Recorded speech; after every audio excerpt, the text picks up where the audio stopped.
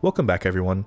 We're going to be going over my Nani Bujin deck. The reason I call it that is just because some of the combos that I do, and especially since I feel like a lot of people don't really use Bujin, haven't seen a lot of Bujin, so whenever they, get hit by one of these combos, I like to imagine that they're saying Nani whenever they do that, so that's why I call it that.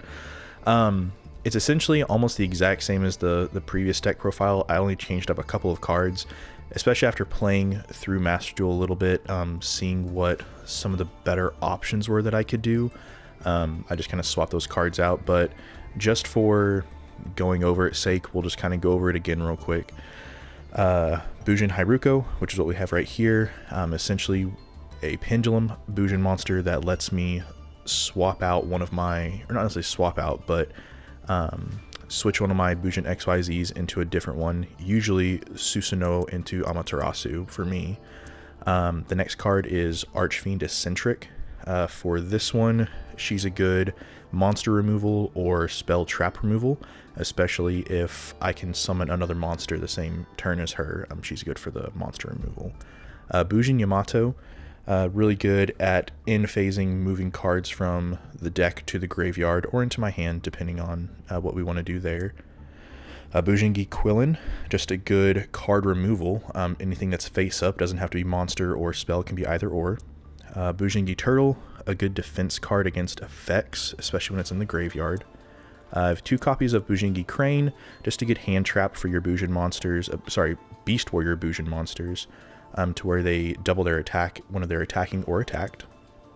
Bujingi Ophidian just lets one of my Bujin monsters attack directly, so if I can get them to potentially below, I think 1500 is a good number. I think the lowest attack I have is 1600. Then any Bujin could potentially attack directly. Bujin Mikazuchi, so he's a good 1900 beat stick, as well as being able to summon himself if another Bujin, I think just Bujin monster, Beast Warrior Bujin monster gets destroyed by battle or by card effect, I can put him on the field. Bujingi Ibis just lets one of my Bujin monsters inflict piercing damage, so a really good combo with Susanoo, especially if they have a lot of defensive position monsters. Bujingi Boar, if he's in the graveyard, he can just make one of their attack position monsters defense, make the defense 0, another good combo with Crane at that point. Or not Crane, sorry, Ibis. Bujingi Centipede, essentially just spell trap removal once he's in the graveyard. Bujingi Raven, a good somewhat counter if a Bujin monster gets destroyed, I can destroy the attacking monster. Bujin Arasuda, a really good combo with Hyrume or any other like hair, sometimes you can use that with, but essentially if he's in your hand and you banish a Bujin monster, you can just summon him right onto the field right then and there. So since Hyrume, which we'll go over, I guess we'll go over now, since Hyrume is summoned by banishing a Bujin monster, then you would have 2 Bujin monsters on the field to do an XYZ summon. Bujingi Hair, just a good defense card, can potentially block any Beast Warrior from getting destroyed by battle or card effect, but only once per turn. Bujingi Sinew, a good defense trap, especially when attacking. I feel like this is the one that I kind of get a lot of people with because you're sending so many cards to the graveyard, I feel like they just kind of look through them real quick. But Sinew is the one where whenever they attack, you essentially gain the attack power of your opponent and then do half whatever life point damage you were going to do. But just a good little surprise there. Bujin Mahatatsu, he's actually really good. I'm starting to learn his combos a little bit more. That's why I have 2 in the deck now. But essentially he's good for moving cards from either hand to graveyard, graveyard to hand, or from the deck into the graveyard. And then, banishing monster from the graveyard, especially on first turn, to try and get either Sinew or Turtle into the graveyard immediately, especially paired with Torafun, which 3 copies, he's kind of the one that I want to get on the field first, because he can sacrifice himself to bring out 2 Bujin monsters in defense position, which you can then use to link summon Ahashima, and then Ahashima can let you also summon another XYZ monster, which I usually go into Susanoo. Last monster card in the regular deck is going to be Chaos Dragon Levianeer. I mean, it just has some really good effects, and also with all the Bujin monsters being light, an easy way to get him on the field, especially since we're trying to send a lot of cards to the graveyard. For the spell and trap cards, Raigeki, just destroy all your opponent's monsters. Harpy's Feather Duster, destroy all spell and traps. Monster Reborn, can target monster in either graveyard and special summon it. So this one's also really good for trying to get more of your XYZ combos. I added Lightning Storm just because it, in my opinion, does a little bit better than Galaxy Cyclone, which is what I had before, because this is going to destroy either monsters or spell and trap cards, especially if you're going second and you don't have any cards on the field. Fire Formation Tenki, really good for getting Harume out, or also Torafune, depending on what you're trying to do there.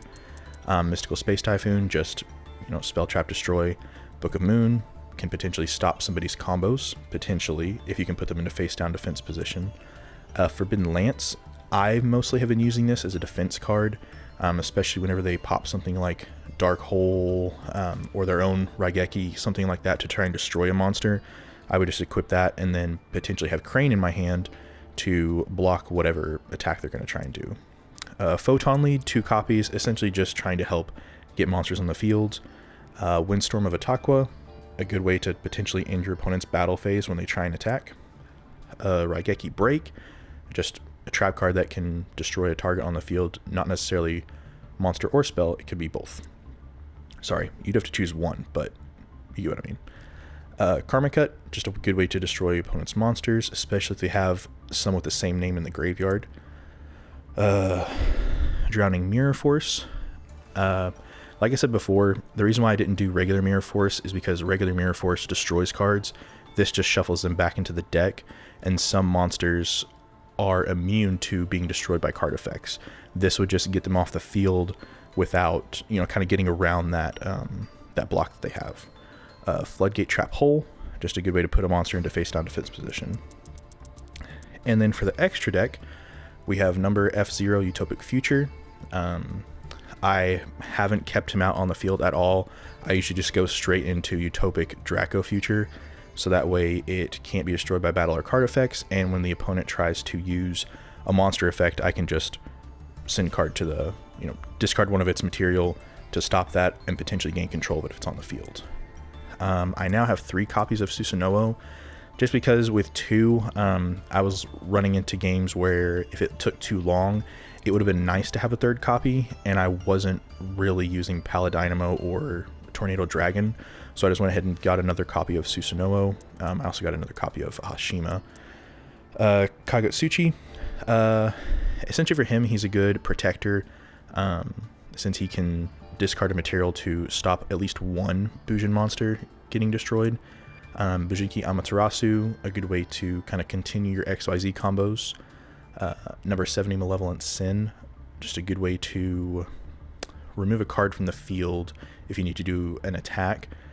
If it's in defense position, I would more rather just go into Corbage and then put it back into the hand, just where you don't have to worry about it coming back next turn.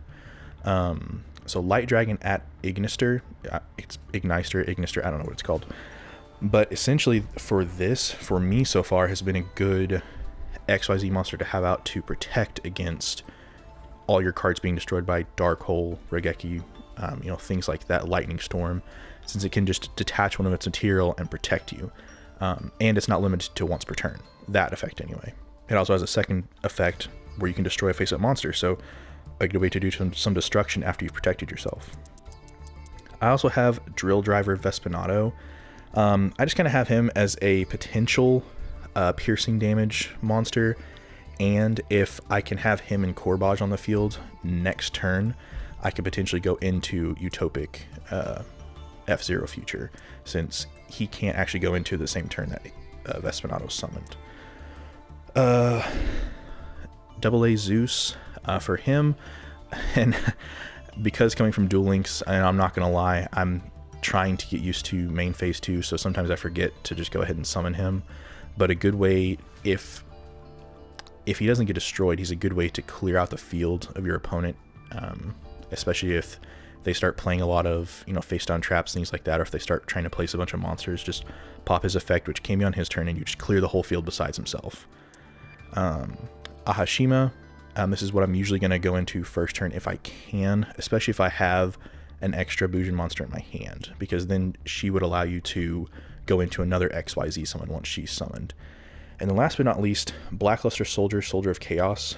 So I really only use him whenever I can get Levianeer on the field.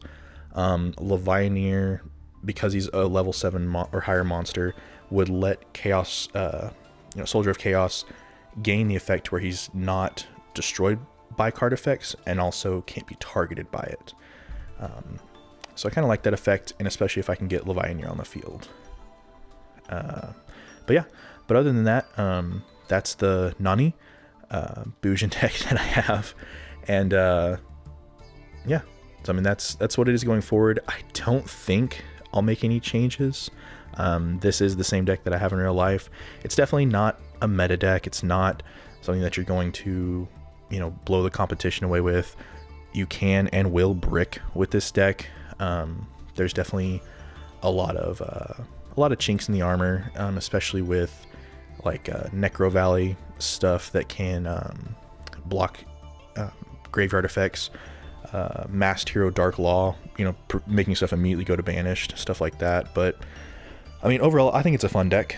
I like Bujin decks. I like seeing other people's Bujin decks that I've seen online, and I think for me, this one is the one that's going to stick for a while. But yeah, but I hope you enjoyed. So thank you very much for watching, and I'll see you in the next one. Bye.